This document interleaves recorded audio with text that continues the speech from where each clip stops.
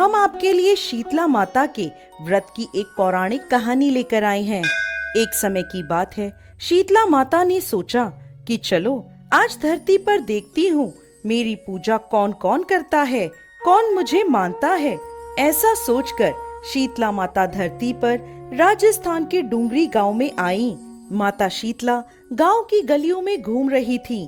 तभी एक मकान के ऊपर से किसी ने चावल का उबलता हुआ पानी नीचे फेंका। वो पानी शीतला माता के ऊपर जा गिरा, जिससे माता के शरीर पर फफोले पड़ गए। शीतला माता का पूरा शरीर जलने लगा। वो गांव में इधर उधर भटकने लगी और कहने लगी, अरे मैं जल गई, मेरा सारा शरीर जल रहा है, कोई मेरी मदद करो। लेकिन गांव में किसी ने भी माता की मदद नहीं करी।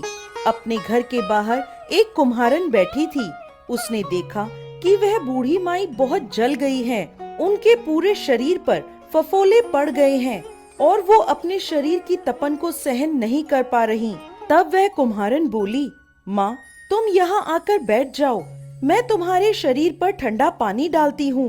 तब कुम्हारन ने उस माई पर एक करवे से ठंडा ठंडा पानी डाला और बोली, माँ मेरे घर में रात की बनी राबड़ी रखी है, तुम वो खा लो।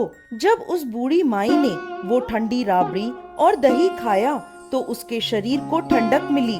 तब वह बोली, बेटी मेरे सर में जुएं देख दे। जब कुम्हारिन माता के सिर से जुएं निकालने लगी तो उसने देखा कि उनके सर के पीछे भी एक आंख है, जिसे देखकर कुम्हारिन डर गई और वहाँ से भागने लगी। तब वह बूढ़ी माई बोली, रुक बेटी, डर मत, मैं भूत प्रेत नहीं हूँ, मैं तो शीतला देवी हूँ। तब माता ने अपना असली रूप धारण कर लिया। माता के दर्शन कर कुम्हारिन रोने लगी। माता बोली, तू क्यों रो रही है? कुम्हारिन हाथ जोड़कर माता से बोली, माता मेरे घर में चारों तरफ दरिद्रता है, मैं आपको कहाँ बिठाऊं? मेरे घर में ना कोई चौकी है और ना ही आसन। शीतला माता प्रसन्न होकर उस कुम्हारिन के घर के बाहर खड़े गधे पर बैठ गईं और एक हाथ में झाड़ू और दूसरे हाथ में डलिया लेकर उन्होंने कुम्हारिन के घर की दरिद्रता को झाड़कर डलिये में भरकर फेंक दिया और बोली, बेटी मैं तेरी सच्ची भक्ति से प्रसन्न हूँ, अब तुझे जो भी वर चाहिए मुझसे मांग ले। तब कुम्हारिन हाथ जोड़कर बोली, माता आप इस गांव में स्थित होकर रहिए। जिस प्रकार मेरे घर की दरिद्रता आपने दूर करी है, वैसे ही जो भी व्यक्ति फागुन मास की अष्टमी पर भक्ति भाव से आपकी पूजा करे, आपको ठंडा जल और ठंडे भोजन का भोग लगाए, उसके घर की दरिद्रता आप स्वयं दूर करें। माता ने उसे तथास्तु कहा और बोली, तू इस करवे का जल अपनी झोपड़ी पर छिड़क लेना, कल सारे नगर में आग लगेगी लेकिन तेरी झोपड़ी नहीं जलेगी। ऐसा कहकर माता अंतर्ध्यान हो गईं। कुम्हारिन ने ऐसा ही किया। रात हुई तो सारी नगरी में आग लग गई, पर कुम्हारिन की झोपड़ी बच गई।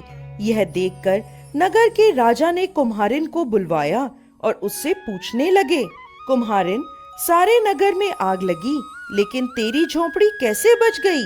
तब कुम्हारिन ने राजा को शीतला माता की कृपा की सारी बात बता दी और बोली, मुझ पर शीतला माता की कृपा हुई है।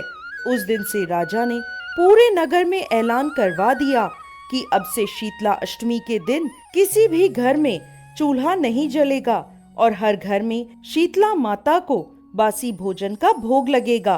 हे शीतला माता, जैसी कृपा आपने उस कुम्हारिन पर करी, वैसे ही इस कथा को कहते, सुनते और हुकार भरते सब पर करना।